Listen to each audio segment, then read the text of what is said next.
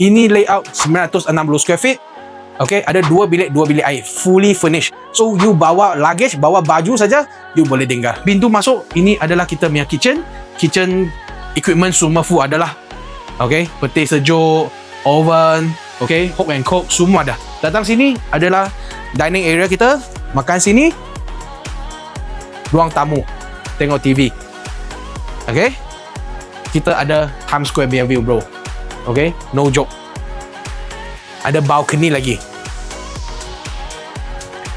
KLCC Times Square depan mata kita sahaja. Sebelah sini adalah kita punya bilik master. Bilik master ada bilik air ada bathtub.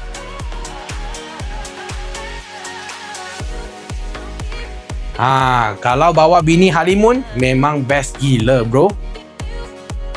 Okay, sebelah sana pula adalah bilik kedua dan bilik air. Jom. Okay, bilik air. Okay, sini adalah kita punya yard, washing machine, wet and dry semua ada. Then, bilik kedua.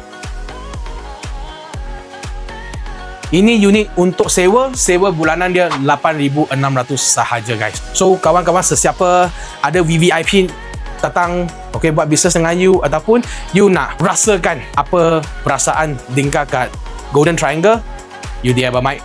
Abang Mike boleh tunjuk you. Jangan lupa follow, like and share Abang Mike ya. Kalau you ada minat nak cari property, bagi tahu saja location, Abang Mike cuba carikan.